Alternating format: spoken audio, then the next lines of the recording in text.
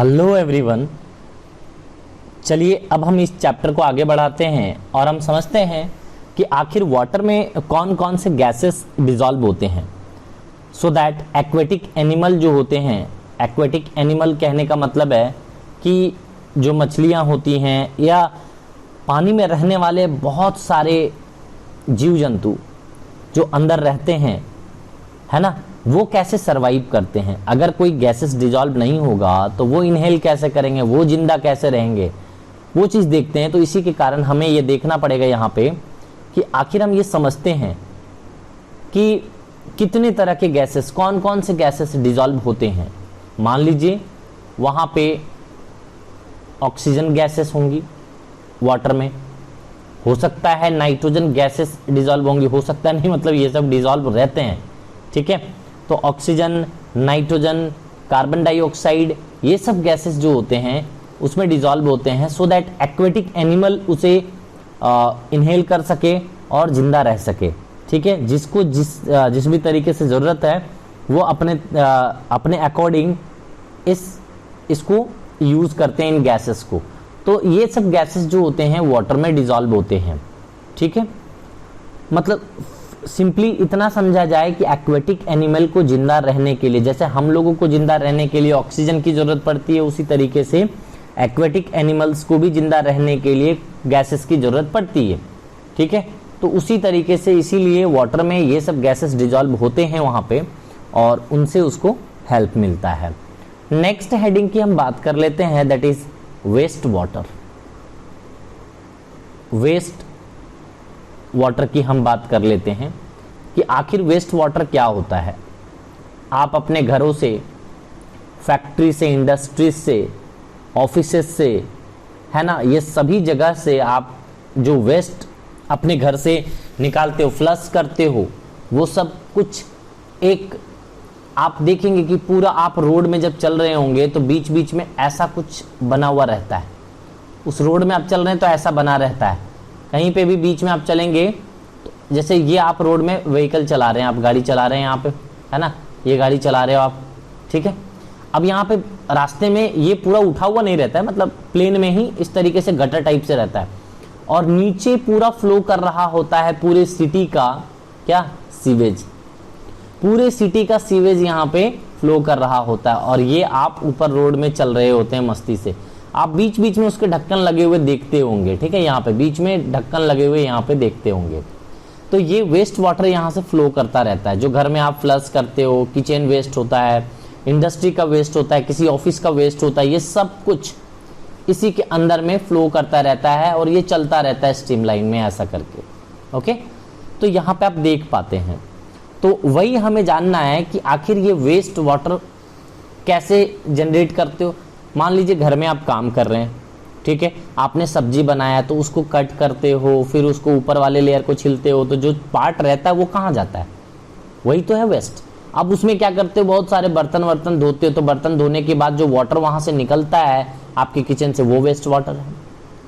आप सुबह अपना कार्यक्रम करते हो, है ना, समझ रहे हो, यानी कि आप पूरा पॉटी वॉटी जाते हो एकदम, तो वो क्या है, वो फ्लशिंग करते हो, तो उसके साथ में जो वाटर चला जाता है वो आपका मटेरियल चला जाता है, तो वो क्या है।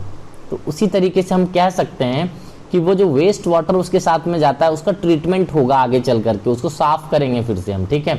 क्योंकि इतना सारा वाटर हम बर्बाद नहीं कर सकते ना। सोचो आप फ्लश करते हो जब, कितना सारा वाटर एक बार में 5 लीटर और 4 लीटर के अराउंड आप वाटर अचानक से फ्लश कर देते हो, तो क्या ये वाटर बर्बाद कर दें हम? नहीं, ये वाटर बर्बाद नहीं होते, इसको हम यूज़ करेंगे और फिर से इसको हम फिल्टर करेंगे, वो मैं बताऊंगा कैसे करेंगे हम इसको, ठीक है। तो ये होता है। तो sewage is correctly the subset of waste water, बस इतना आप समझ लीजिए, है ना। Sewage is correctly the subset of waste water that is contaminated with the what, faeces and urines. समझ में आ रहा है ना। तो ये सबसे मिला होता है जो कि इसके अंदर में बह रहा होता है, ओके। सो ये कहाँ कहाँ से आ सकते हैं? होम से आ सकते हैं, इंडस्ट्री से आ सकते हैं, इंडस्ट्री से आ सकते हैं, हॉस्पिटल से आ सकते हैं, और कहाँ कहाँ से आ सकता है? जो ऑफिसेस हैं, ऑफिस में भी तो सब चीज रहता है भैया, ऑफिस में नहीं रहेगा तो कैसे काम चलेगा, सब जगह ये सब चीज रहते हैं। तो ये सब जगह हैं जहां से ये निकलते हैं, और नो डाउट सिटी में या कहीं पे भी हर जगह ये रहता है। तो बस यहाँ से जितने भी वेस्ट निकलते हैं ये सभी चीजें सभी का मिल करके इसमें ओवरऑल आना है, और ये पूरा चलता है, और एक जगह जा करके पूरे सिटी का वेस्ट एक जगह जा करके यहाँ पे जमा हो जाता है, ऐसा करके यहाँ जा करके जमा हो जाता है, समझ रहे हो। तो ऐसे करके होता है। तो मैं इसका ओरिजिन आपको बता देता हूँ कि कहाँ कहाँ से आखिर ओरिजिन होता है इसका। तो बता तो दिया लगभग कि ऑफिस वगैरह से, है ना। तो ये सब चीज़ है। अब मान लो आपके घर में वेस्ट वाटर सेप्टिक टैंक भी होता है, सेप्टिक टैंक भी है आपके यहाँ। वो सेप्टिक टैंक क्या है, वेस्ट वाटर को इकट्ठा करने का जगह है, समझ रहे हो। उसके बाद जो प्लांट डिस्चार्ज होता है, सीवेज ट्रीट प्लांट डिस्चार्ज, है ना। आप कपड़े धोते हो तो कपड़े धोने के दौरान आप देखते हो पर्सनल क्लोथ धोते हो, फ्लोर धोते हो, डिशेस धोते हो, ये सब धोने के बाद ये वाटर कहाँ जाएगा, तो ये सब कुछ वेस्ट वाटर की कैटेगरी में आता है, ठीक है। अब रेनफॉल होता है तो आपने देखा कि रेनफॉल हुआ, जय जमीन में हुआ रेनफॉल। अब रेनफॉल होने के कारण यहाँ पे जो प्लास्टिक है, यहाँ पे जो भी इम्प्योरिटीज है, ये सब कुछ बहा करके ये ले जाता है, ठीक है। ये भी इसका पार्ट है, ये भी फाइनली कहीं ना कहीं जा करके इसको मिलता होगा, और इसी के अंदर से फ्लो करके और वो पूरी तरीके से वाटर करते करते वो कहाँ चला जाता है, एक रिजर्वर होगा जहाँ पे वो जमा होता है। पूरे सिटी का जितना भी ये सीवेज वाला वाटर है, ये जो आपने वेस्ट वाटर यहाँ से इस तरीके से निकाला, ये पूरा का पूरा कहीं ना कहीं जा करके मिल जाता होगा, है ना। इसमें बहुत तरीके के सब्सटेंस मिले हुए होंगे, अनगिनत, आप गिन भी नहीं सकते, इतने सारे सब्सटेंस मिले हुए रहते हैं। तो चलिए अब ये आपने देख लिया कि यहाँ पे क्या क्या, मतलब इसके कॉन्स्टिट्यूएंट्स की अगर हम बात करें तो बहुत सारे होते हैं। नॉन पैथोजेनिक होते हैं जैसे बैक्टीरिया वगैरह, organic particle such as hair, food, है ना, vomit, paper fibre, plant material, है ना। तो ये सब चीजें होती हैं जो कि वेस्ट वाटर कॉन्स्टिट्यूएंट्स में काउंट होते हैं। और बहुत सारे इंसेक्ट्स होते हैं, स्मॉल फिशेस होते हैं, इंसेक्ट, मतलब आपको मैं कितना सारा चीज बता सकता हूं जो कि वेस्ट वाटर में कॉन्स्टिट्यूएंट्स होते हैं। आप सोचो ना बेटा, कहां कहां से वाटर होकर के गुजरता है, तो जितनी भी चीजें हैं वो सब लपेट करके ले आता है, और वो जा करके टैंक में क्या करता है, इकट्ठा कर देता है यहाँ पे। अब इस टैंक में जो इकट्ठा हो रहा है बेटा, हम इतने सारे वाटर को बर्बाद नहीं कर सकते। इवन हम मानते हैं कि इस वाटर को हम अगर प्यूरिफाई करें तो हम पीने के लिए यूज नहीं करेंगे, तो एटलीस्ट कुछ अलग चीजों के लिए तो यूज कर सकते हैं, फिर से इसको रिफाइन करके कम से कम फ्लशिंग के लिए तो यूज कर सकते हैं। तो जो घर में वाटर सप्लाई आता है, उस वाटर सप्लाई को आने से हम आप पानी पीते नहीं हो, उसको कुछ अदर यूजेस में लेते हो, है ना। पीने का और नहाने का अलग पानी रहता है अपना घर में, जो भी अपने करा रखा है अरेंजमेंट। बाकी ये वाला वाटर का यूज कर सकते हो किसी चीज को धोने में, जैसे फ्लोर धोने में, बाहर अगर धो रहे हो तो फ्लोर धोने में यूज कर सकते हो। हालांकि ये बहुत ज्यादा प्यूरिफाई हो जाता है, बाद में आपको मैं अभी उसका प्लांट दिखाऊंगा कि कैसे हम उसको प्यूरिफाई करते हैं, तो ये आपको बेहतर तरीके से समझ में आएगा फिर। तो चलिए मैं उसको क्लीनिंग ऑफ वेस्ट वाटर की, कैसे आखिर हम वेस्ट वाटर को क्लीन करते हैं, ये मैं आपको बताऊं तो आपको ज्यादा अच्छा लगेगा वो चीज देख करके। तो चलिए हम नेक्स्ट हेडिंग यही पढ़ते हैं, क्या कि cleaning of waste water. Cleaning of waste water, चलिए अब साफ करते हैं। तो इसी को अंडर द हेडिंग हम पढ़ेंगे वेस्ट वाटर ट्रीटमेंट प्लांट। तो ये वाला हम प्लांट देखने वाले हैं, क्या, वेस्ट वाटर ट्रीटमेंट प्लांट, ये चीज हम देखने वाले हैं। तो चलिए वेस्ट वाटर ट्रीटमेंट प्लांट को सबसे पहले मैं आपको डायग्राम के थ्रू बताऊं, क्योंकि ये आपको बहुत हेल्प करेगा समझने में, अदरवाइज आपको थोड़ी सी डिफिकल्टी हो जाएगी मैं अगर ऐसे ही एक्सप्लेन करूं तो चलिए हम वेस्ट वाटर प्लांट को समझने की कोशिश करते हैं। सो ये आपका डायग्राम है, ओके, आप यहां देख सकते हैं। 1 बाय 1 मैं एक एक चीज आपको एक्सप्लेन करूंगा, आप इसको समझने की कोशिश करिए, राइट। तो चलिए स्टार्ट करते हैं इसको।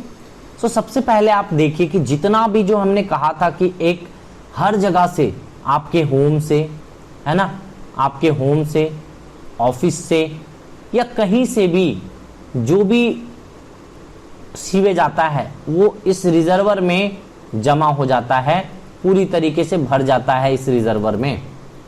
इस रिजर्वर में पूरी तरीके से भरने के बाद आप देख सकते हो कि रो सीवेज जिसे कह रहे हो, आपने जितना भी इम्प्यूरिटीज फैलाया था ये सब कुछ यहाँ जमा हो गया।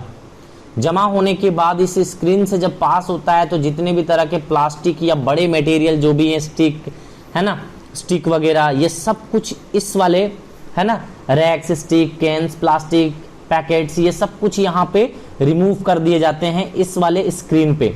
ये एक फिल्टर होता है, मान लो कि जैसे फिल्टर पेपर कैसे होता है वैसे वहां पे यहाँ पे फिल्टर पेपर एक जाली टाइप से लगा रहता है, मेटेलिक जाली टाइप से लगा रहता है, बहुत पतले पतले पोर्स होते हैं, तो ऊपर में बहुत सारे चीज छन के यहाँ पे रह जाते हैं, राइट।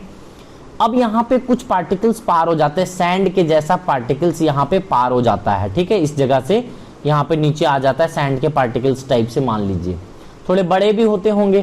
तो ये जो क्रशर है ना, ये क्रशर इसको कह सकते हो, क्रश कर देता है ये सबको, तो ये क्रशर है। तो ये क्रशिंग का काम करता है, जिसे कम्यूटेटर कहते हो आप, है ना, तो कम्यूटेटर कहते हो। तो ये क्या करता है, क्रश कर देता है, यानी कि जितने भी बड़े बड़े पार्टिकल्स हैं उसको चूर चूर करके पाउडर्ड के फॉर्म में कन्वर्ट कर देता है।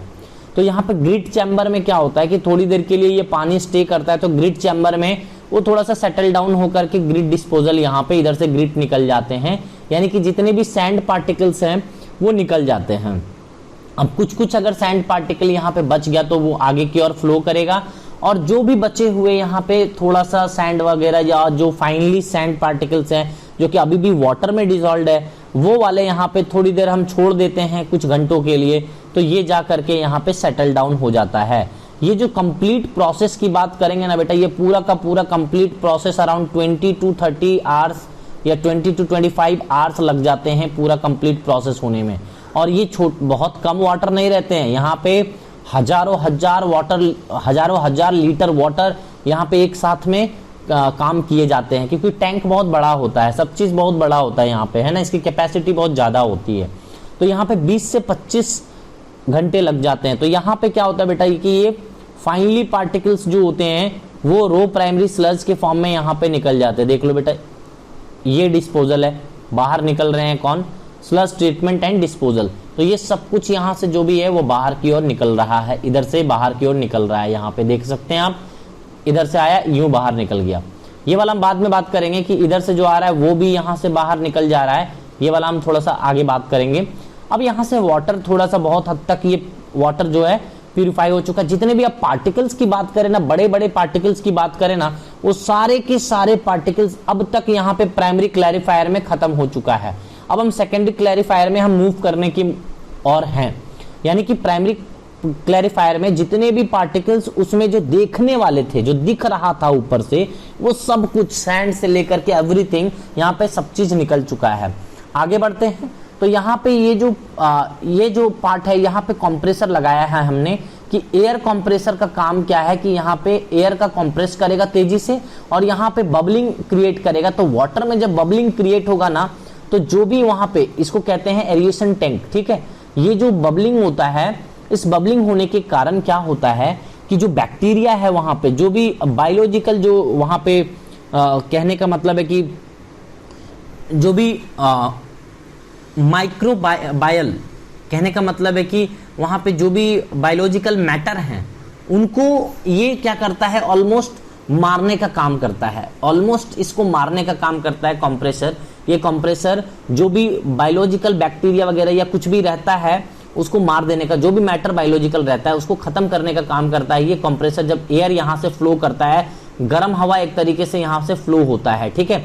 तो यहाँ पे फ्लो करने के बाद क्या होता है कि आप देखेंगे कि बैक्टीरिया वगैरह जो भी है वो मर जाते हैं, है ना, जो बायोलॉजिकल मैटर है वो मर जाते हैं। मरने के बाद आगे यहाँ पे आइए, ये मर जाते हैं तो क्या होता है कि ये मरने के बाद यहाँ पे सेटल डाउन हो जाते हैं, इस जगह पे सेटल डाउन होते हैं। एक्टिव तो नहीं है, अब एक्टिव रहता तो वाटर में दौड़ता रहता, लेकिन अब एक्टिव नहीं है तो ये क्या करेगा, ये सेटल डाउन हो जाएगा। और यहाँ से जो बायोलॉजिकल वाले जितने भी मैटर थे वो जाकर के यहाँ पे सेटल डाउन हो जाते हैं, ठीक है, यहाँ पे सेटल डाउन होते हैं। तो ये जाकर के नीचे यहाँ पे सेटल डाउन हो जाता है, ठीक है। अब जो भी मान लीजिए कि यहाँ पे वाटर जो है, थोड़ा सा वाटर आ जा रहा है, ये वाटर फिर से यहाँ पे जाके टरबाइन के थ्रू इधर से रिटर्न हो जाता है और फिर से वही प्रोसेस के थ्रू पास होता है। तो ऐसे क्या होता है, पूरी तरीके से प्यूरिफाई हो जाता है। ये एक साइकिल बनता रहता है, यहाँ पे देख लीजिए ये वाला एक साइकिल बनेगा इधर से जाकर के। तो ये प्रोसेस रिपीट होता है। ये प्रोसेस रिपीट होने के कारण हम अपने को अब यहाँ पे पूरी तरीके से प्योर वाटर मिल जाता है। यानी कि आप ऐसा भी मान सकते हो कि यहाँ पे अब वाटर में कुछ भी नहीं रहा। अब उसको क्या करना है, डिसइंफेक्ट करना है। यहाँ पे अभी भी वैसे बैक्टीरिया वगैरह दिख रहे हैं जो कि मतलब नहीं दिखने वाले, जो हम नंगे आंखों से अपने नहीं देख सकते, है ना। तो उसको हम क्या करते हैं, डिसइंफेक्ट करने के लिए यहाँ पे क्लोरीन के सॉल्यूशन डाल दो, या फिर डिसइंफेक्ट करने के लिए बहुत सारे चीज होते हैं, उसको आप ऐड कर दो। जब आप ऐड करेंगे, जैसे आप कुएं वगैरह में, वेल वगैरह में क्या करते हो कि क्लोरीन बीच बीच में ऐड करते रहते हो बरसात के दिनों में, ताकि उसमें जो कीड़े मकोड़े या बैक्टीरिया वगैरह जो भी लग जाए, फंगस वंगस लग जाता है तो वो अच्छा से प्योर रहे, है ना। तो टैंक में हम ऐड करते हैं, बस वही चीज है यहाँ पे कि टैंक में हम ऐड करें तो वाटर अब पूरी तरीके से क्या हो गया है, discharge to surface water to tertiary treatment if needed. अगर इसके बाद भी कुछ जरूरत पड़ा तो उसकी ट्रीटमेंट होगी, नहीं तो फिर घरों में जाना स्टार्ट होता है। ये वाला जो पानी है वो घरों में जाना स्टार्ट हो जाता है। अब घर तक हम पहुंचाना स्टार्ट कर देते हैं इस तरह के वाटर को, ठीक है। तो इस तरीके से हम देख सकते हैं बेटा कि कैसे हमने आखिर वाटर को पूरी तरीके से, जो सीवेज वाटर था उसको हमने पूरी तरीके से यहाँ पे प्योर कर दिया। मैं ये नहीं कहूंगा कि ये पीने लायक हो गया है आपका, ठीक है, ये पीने लायक तो नहीं हुआ है, लेकिन घर के बहुत सारे काम, यानी कि फिर से आप उसको फ्लश करने के काम में ले सकते हैं, है ना। मॉर्निंग की एक्टिविटीज जो आप करते हो वो सारे आप एक्टिविटीज इससे कर सकते हो। जो नॉर्मल फ्लोर होते हैं, बाहर के फ्लोर्स, उसको धो सकते हो। कुछ वैसे कपड़े होते हैं जो कि घर के, मतलब घर के पहनने वाले नहीं, कुछ वैसे कपड़े होते हैं जिनका कोई मतलब पैरों तले उसका यूज होता है, तो आप उसको धोने में यूज में ले सकते हो, यानी कि वो सेकेंडरी प्लांटेशन के लिए यूज ले सकते हो। तो ये बहुत सारे यूजेस हैं घर में जो कि इन वाटर का आप यूज ले सकते हो। मैं ऐसा नहीं कहता हूं कि ये पीने लायक युक्त हो गया है ना। तो ये प्रोसेस है कंप्लीट, जहां पे हालांकि ये वाटर बहुत प्योर हो जाता है, लेकिन आपको ये प्रोसेस जान करके अजीब लगेगा कि यहाँ पे पता नहीं क्या क्या यूरिन वगैरह, फीसेस वगैरह, ये सब कुछ यहाँ पे मौजूद रहता था, और फिर ला करके फाइनली यहाँ पे आप देखते हो कि पूरी तरीके से प्योर वाटर, इतने तरीके से आपने पूरा प्रोसेस देख लिया। तो ये था अपना बेटा, जहाँ पे आप कह सकते हो कि बड़े इजी तरीके से आप यहाँ पे by this method you can easily pure sewage water, मतलब फिल्टर और क्लीनिंग ऑफ वेस्ट वाटर आप कर सकते हो, है ना। तो this was the waste water treatment plant, और मैंने आपको इसमें जितना हो सका बताने की कोशिश करी, है ना। तो चलिए अब आगे, अब हम इसको आगे बढ़ाते हैं। ये वाला हमने देख लिया बेटा, ये पूरी तरीके से आपको डायग्राम के मदद से हमने आपको ये बताया। अब हम आगे चलते हैं कि आखिर हमें बेटर हाउसकीपिंग कैसे कर सकते हैं। सो आपको मैं मेथड बताता हूं कि बेटर हाउसकीपिंग कैसे किया जा सकता है। House keeping, so better housekeeping practice आपको दिमाग में रखना चाहिए, सो दैट आप कम से कम बर्बाद करें चीजों को, है ना। अब देखिए, waste generation is a natural part of human activities. ये तो सत्य बात है भैया कि जो भी हम वेस्ट करते हैं, ये तो सही बात है भैया। खाएंगे तो उसका रैपर बचेगा तो उसको फेंक देंगे, या फिर जो भी प्लास्टिक हो गया या जो भी सामान आप लाते हो वो कुछ ना कुछ, जैसे कुछ भी फल ही खा रहे हो, उसके छिलके के आप थोड़ी ना खा जाओगे, तो वो वेस्ट ही कर रहे हो आप। तो वेस्ट तो ये नेचुरल टेंडेंसी एक्टिविटी है कि ये होगा ही होगा, लेकिन किस तरीके से इसको कंट्रोल किया जाए ये बहुत इंपॉर्टेंट है ना। But we can limit the types of waste. इसको हम जरूर इसमें क्या कर सकते हैं, हम डिवाइड कर सकते हैं, जिसको हम थोड़ा सा दिमाग लगा लें तो थोड़ा कम हम कर सकते हैं वेस्ट को, है ना। जैसे मान लीजिए कि आप अगर बात करें कि cooking oil and fats should not be thrown down the drain.